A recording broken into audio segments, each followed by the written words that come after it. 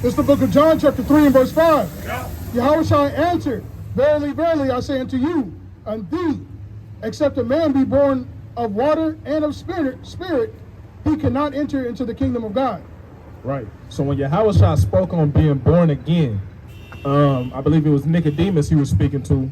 Nicodemus was kind of confused on what he meant. You know, he asked him, can a man go back into the womb and be born again? But that ain't the type of born again that our Lord was speaking about. He was speaking about becoming a new person through the washing of the water by the word. He was talking about becoming a new person through the name of Yahushua, the true name of the Most High God and His Son. Man. Right? So when you pick up this Bible and you really enter and you start walking in it, you're going to become a new person. You're going to be tried by fire. You're going to go through fiery trials. Roughly quoting, it's this quote I heard. I've been real tapped in with quotes lately because quotes be banging. It say you can't say you want to have a great character and an easy life. If you want to have a great character, you can't have an easy life because one is the cost of the other. If you want to have great character, you're not going to have an easy life. If you want to be a person that has an easy life, you're not going to have a great character. You want to have great character, you're going to have to go through some things that turn you into a great person. That's right. You know what I'm saying? So I say this to exhort you to continue in the faith, man, through the fiery trials, because we know they hot, man. All the brothers know. But the Lord is He making us great people. You know what I'm saying? And we're not saying that to toot our own horn. We're giving all praises, honor, and glory to the Most High God, Yahushua, right? This the book of Sirach, chapter 2, verse 5. Bring it out. For gold is tried in the fire, and acceptable men in the furnace of adversity. That's the quote. Hey, that's the quote, man. You know what I'm saying? Gold is tried in the fire, and acceptable men in the furnace of adversity, man.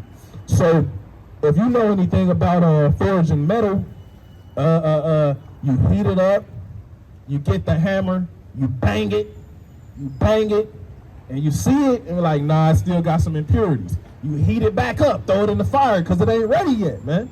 You gotta be subjected to the fire, huh?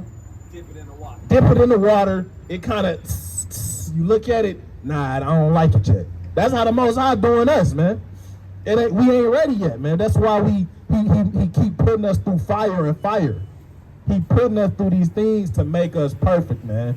If you want an easy life, you have to, come on, man.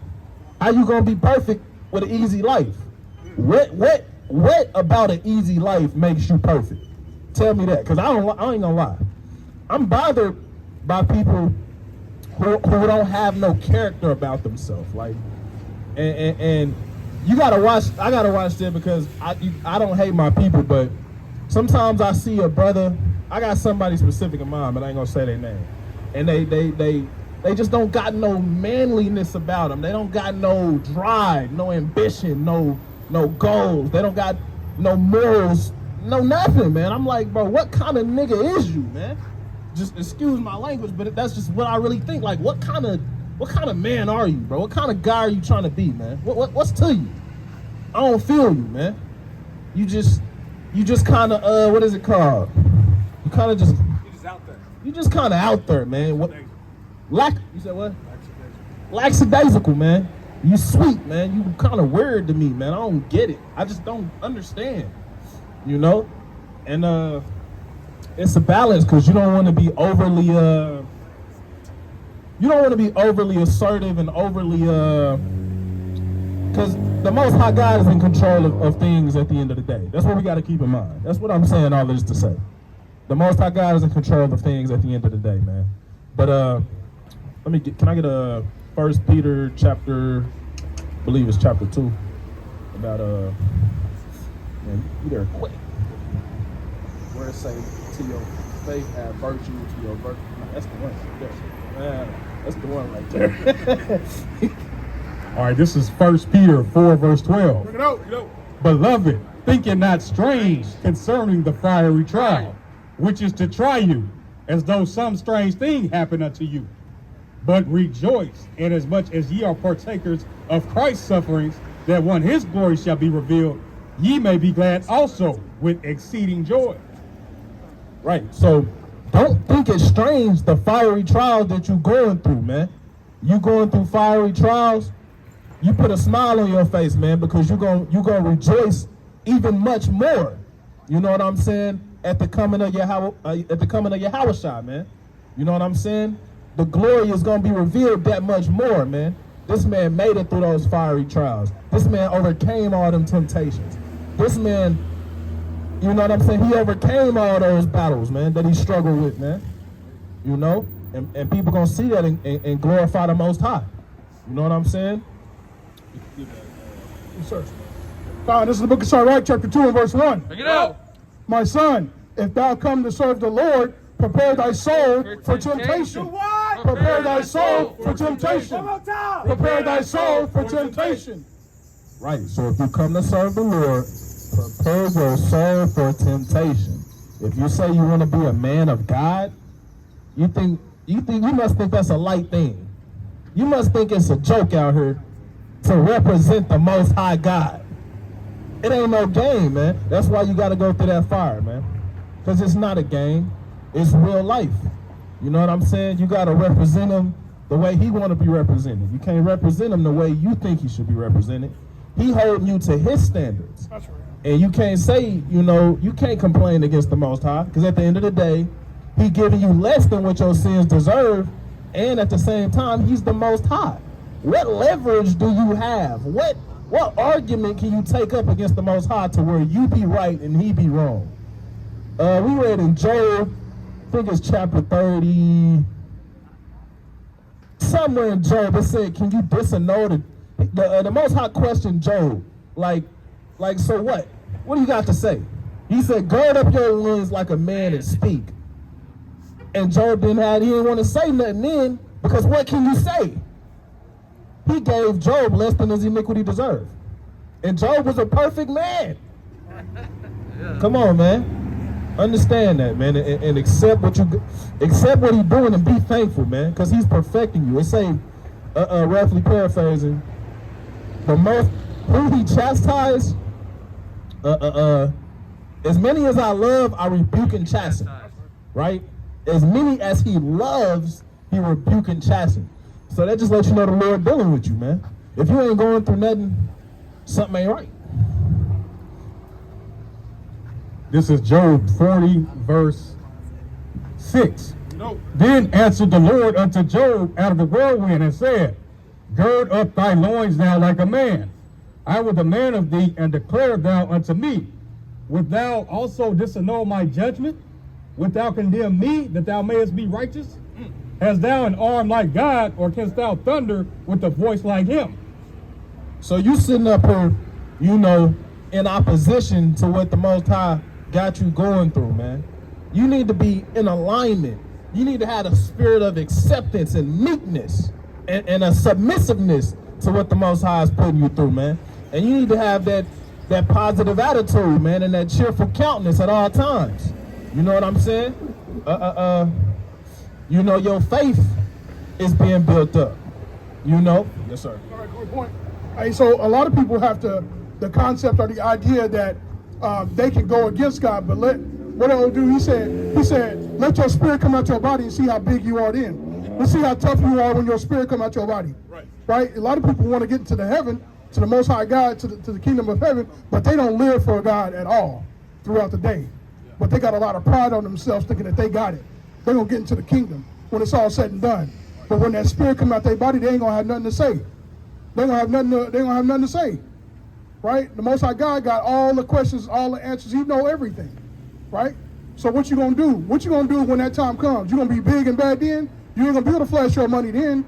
You ain't going to be able to show how tough you are then, because it's just you and the Most High God at the end of the day. So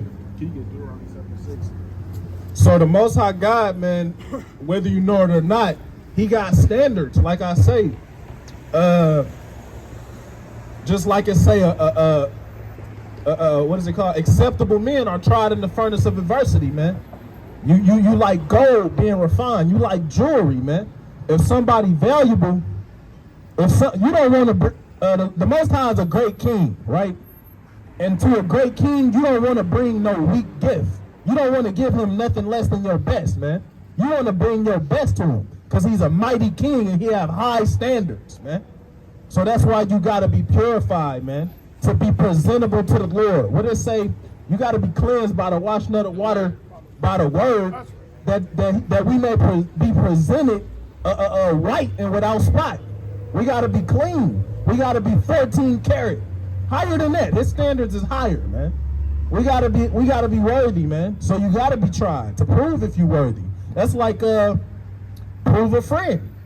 You can't just let somebody come in your life and just take up residency in your life and you ain't proved them first. Is this person worth marrying? Is this person worth befriending?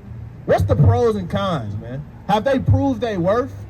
You know what I'm saying? But Right. This is Deuteronomy 7, verse 6. Bring it out. For thou art an early people unto the Lord thy God. The Lord thy God hath chosen thee to be a special people unto himself, above all people that are upon the face of the earth. so the Lord, the Most High God of the Bible, has chosen the blacks, the natives, and the Hispanics to be a chosen people, That's a right. set apart people, and he said they are above all the other people that are on the face of the earth. So that show you that the Most High God got standards. He holding us to a certain standard, man. That's He right. holding us accountable in a whole different way, man. It's like you got let's say you got two sons, right? That's just an example. You got two sons, this your oldest son, right? And you got a younger son. Who you gonna hold more accountable? You gonna hold your oldest son more accountable. And he should be more accountable because he's the older brother. You know what I'm saying? He's the one you got more confidence in. You done poured more into him. You done did more for him. You done been around longer. You know what I'm saying? You loved him before the other one was even born. This is Deuteronomy 10, verse 12. And now Israel, what doth the Lord thy God require of thee? But to fear the Lord thy God, to walk in all his ways, and to love him, and to serve the Lord thy God with all thy heart and with all thy soul, to keep the commandments of the Lord, To do what? to keep the commandments of the Lord, and his statutes which I command thee this day for thy good. That's right. So look, man, as valuable as you are to the Most High God, these are the standards that he have set, man. It's just like, and I gotta cut these women right quick, man, because they think they super valuable. But you're not valuable if you're not doing the things, if you're not doing what's vital to the title of being a virtuous woman, you're not a virtuous woman, man. If you're not doing the things that make you valuable, you're not valuable. You know what I'm saying? So you got all of these people running around here thinking that they can just get in the kingdom just off the strength of who they are. Just because God knows their heart. He does know your heart. He know that you ain't about nothing for real. That's man. right. You don't want to do nothing that he says. That's what he know about you. You ain't right. You ain't valuable to him. How are you valuable? Because you, what? Because of what you say? Come on now. Hey. But that's the standard that we've been held to, man. He said we chosen, man. So we got to do it. We the Israelites, we above our people. You know what I'm saying? He love us more, and he dealing with us. He in the midst of us. And therefore, we got to do what's vital to the title of being Israelites, man. We got to be held to that higher standard, man. We got to obey God and keep his commandments. If you're a so-called black man, native, or Hispanic, you're an Israelite, That's right. according to the Bible, and God holds you to a higher standard than all other people, and he expects you to keep his commandments.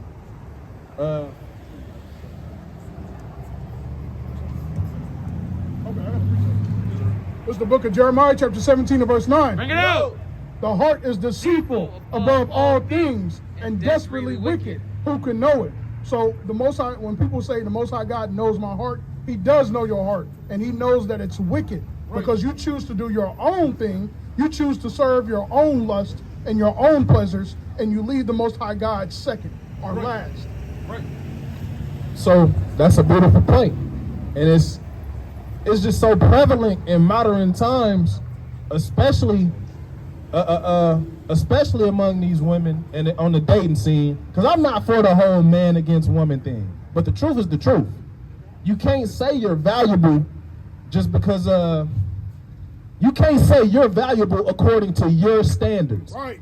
If the men want this kind of woman and that's what they perceive as valuable, you have to be this kind of woman. You can't come in and say you're valuable because you got a nice job and this and that. Men don't. That ain't what they're looking for. That's not what they consider valuable. That's right. You can't come in here saying, "Oh, God know my heart," or "Well, I'm a nice, friendly person, and I always I pass out ham sandwiches on the weekend." That's not valuable according to God, man. He wants you to keep His commandments. That's how you hold value. That's how you live up to the name Yasharallah, man. That's right. This is Ecclesiastes 12, verse 13. Bring it up. Let us hear the conclusion of the whole matter. Fear God and keep His commandments, for this is the whole duty of man. So this is your whole duty. This is your whole assignment. This is what you have been commanded to do. This is what God expects. This is the standard that He holds you to. If you are so-called native, black, or Hispanic, you are an Israelite, and these are the standards God holds you to. So, unless brothers got anything else, I'm going to close out. All praise is honor and glory be to the Most High God, Yahweh, Bahashem, Mashayak, Yahushua. It's been Sons of Jacob Tulsa. Shalom. Shalom.